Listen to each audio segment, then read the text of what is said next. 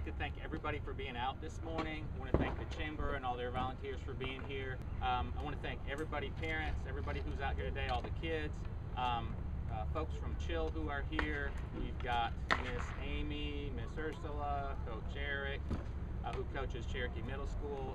Coach Rolf is the high school coach. He's here as well. Miss Rollins is out here, and myself, all from the board. I will tell you a little bit about the history of the rink and kind of what Chill is about. The rink behind you was built by a private entity in the mid to late 90s.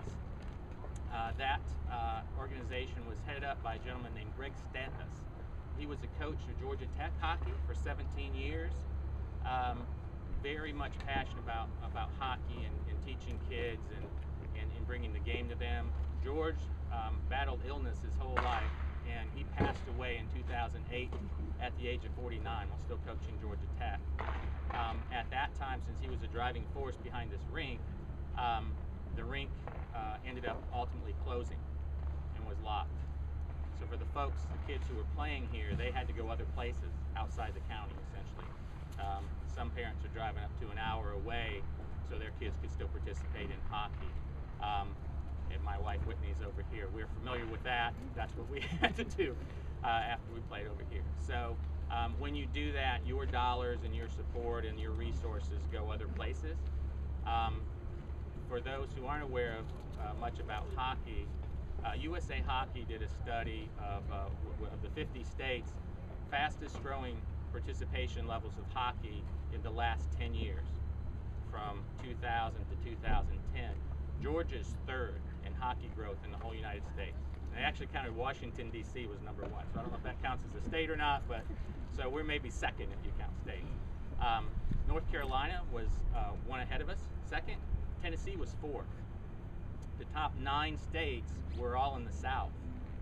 So this is a big movement for hockey. It has been traditionally very difficult for those who wanted to get involved. They have to really seek out rinks and ways to be involved. And for us, with the rink closed, Cherokee Parks and Rec stepped up, and they had an opportunity to just close the rink and have it go away. And they allowed Chill to be formed, Cherokee Hockey Inline League, which is nonprofit, and it was formed so that the rink could be run and could remain here. So that was a big commitment on their part. When they took that over earlier this year, it was padlocked, and in taking on that responsibility, that's not something they had in their budget. That's a risk and a high commitment on their end. Chill was formed this basically late spring, technically really this late summer, before we actually started having meetings and things like that. So we're very happy to be involved. It did mean we caught, by the time the rink was actually turned over and unlocked, it was late September. We had a little tiny season in the fall, and we're set up to have normal operations in the spring. So we'll have youth leagues, we'll have adult leagues, we'll have learn to skate programs for beginner hockey, all those things that are normal parts of having a rink. It's very exciting for the majority of the kids who are playing. They don't come from hockey families. They come from, just as Jay said, these are parents who want to see their kids be active. So for our story of our son Parker's out there, our story is very typical, which is we got free tickets to a reading program and went to see a Thrashers game.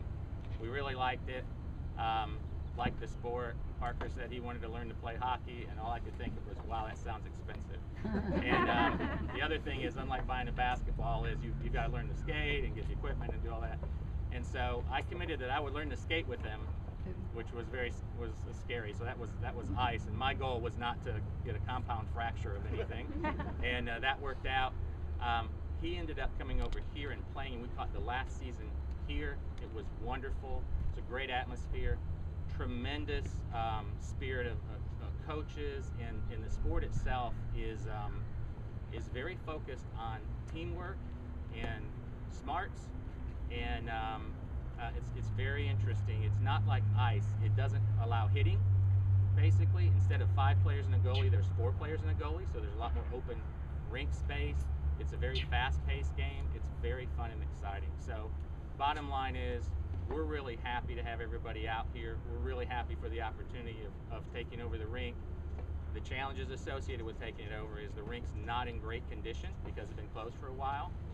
So our sponsorship as a nonprofit, every dollar, every penny of that's going toward learn to skate programs for the kids, reducing cost of playing, and making improvements to the rink. We're so happy that you came out. Thank you so much, and have a great holiday. Thank you, everybody.